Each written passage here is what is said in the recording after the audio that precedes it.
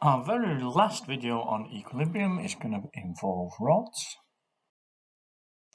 So here's a rod resting on rough horizontal ground, leaning against a smooth circular barrel. What will be the forces acting on this rod? Well, the first force we would always put on would be its weight. The rod is in contact with the ground, so there will be a normal contact force at point A. Now the ground is rough. Now this rod, if it was going to move, would have a tendency to slide away at point A towards the left.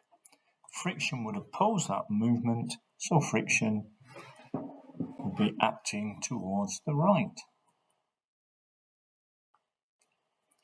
And then the rod is in contact with the barrel, so there's a normal contact force perpendicular to the direction. The rod, if you like, acts as a tangent to the barrel, so perpendicular to that would be the normal reaction. And the barrel is smooth, so there's no friction. So we're going to use equilibrium as before, which is taking moments about any point or resolving in any direction. We're going to take the normal reaction at B and resolve it into its two component forces. That angle there is, if this is theta, this is 90 minus theta. This angle here, using vertically opposite angles, will also be 90 minus theta. And because this red force is at 90 degrees to the rod, the red blob now will be theta. So, vertically, the reaction force at B will give us RB cos theta, and horizontally will be RB sine theta. So now, forces in any direction cancel out. So horizontally, the horizontal force, which is a friction at A, must equal the component of the normal reaction at B, so that's RB sine theta. And then vertically, we have the weight of the rod must equal the two normal reactions, the normal reaction at A and the component of the normal reaction at B, which is RB cos theta. And also, if we were to take moments about any point, that would give us a zero moment. Here is our example. We've got a rod resting against a smooth peg. So let's put our forces on the diagram. We've got the weight of the rod. It's in contact with the peg at C, so there's a normal reaction. It's in contact with the ground, and that ground is rough ground, and so there is a frictional force acting towards the right. We put our distances on. It tells us that the whole length of the rod is 10 meters. It tells us that from A to C is 8 meters, so that gives us 2 meters there. 3 meters there from C to the center of the rod, that's 3 meters. And then the remaining distance or remaining length of the rod is 5 meters. Take moments about point A. 40G will provide a clockwise moment. RC will provide an anti-clockwise moment.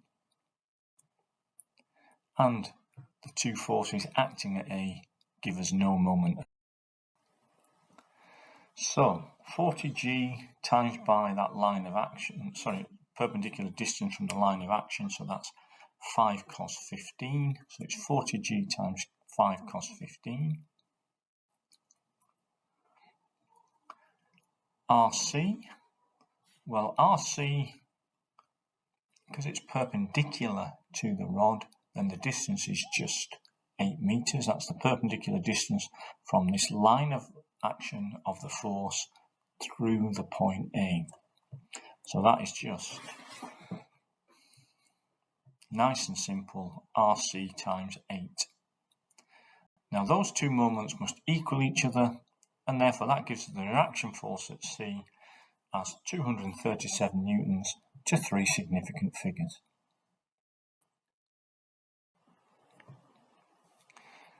part B, we want the coefficient of friction between the rod and the ground. Well, if we have 15 degrees of our angle of incline, that will be 75 degrees. This will be 75 degrees. So this angle here is going to be 15 degrees again. There we go. So resolving the normal reaction at C, we get RC cos 15 vertically and RC sine 15 horizontally. And now, if we resolve forces horizontally, the only force to the right is the frictional force at A.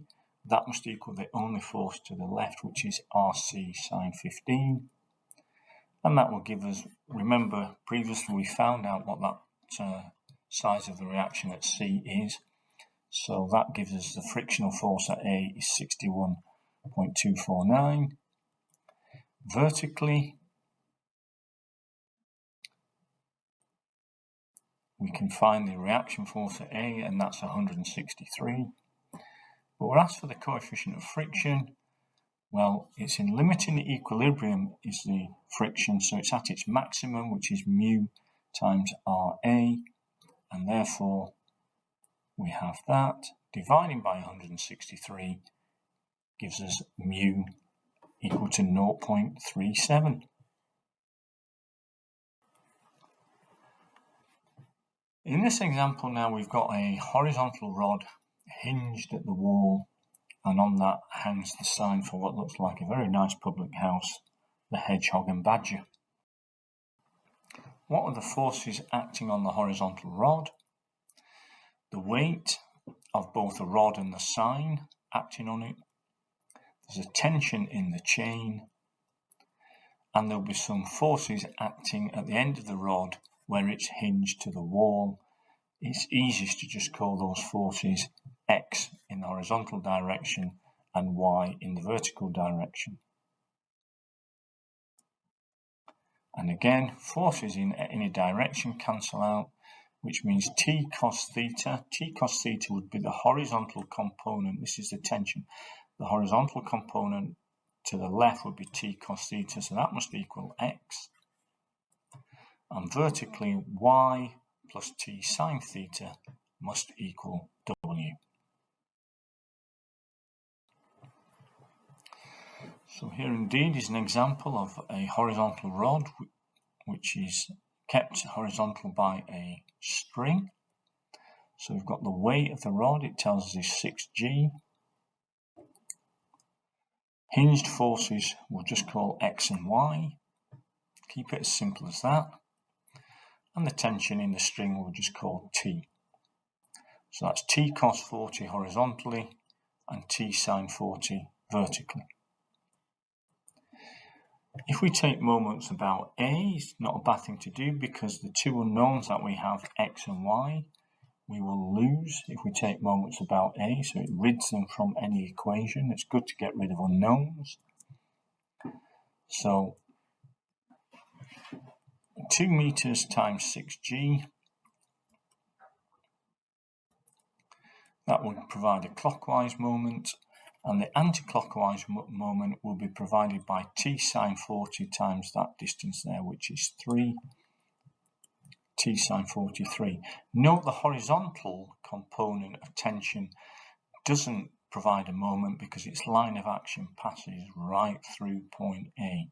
So there is no moment there from that horizontal component. So those two things must be equal to each other. Those two moments should be equal to each other. And that will give us a tension in the string equals 60.984, etc. So that would be 61.0 to 3 significant figures. The magnitude and direction of the force exerted by the rod on the wall. So this is the components X and Y. Forces in any direction cancel out. So T cos 40 equals X. And Y, that's the vertical force Y plus T sine 40 equals 6G, which is the only downward force. That gives us a value of X equal to 46.716 and the value of y equal to 19.6. If we then put those back into our diagram and we want to find both the size of that reaction force and its direction, we simply use Pythagoras, and that will give us a resultant force of 50.7. We then use SOHCAHTOA, and it will give us an angle of 22.8 degrees. If you are ever asked for it, the force on the wall is equal and opposite to the force on the rod.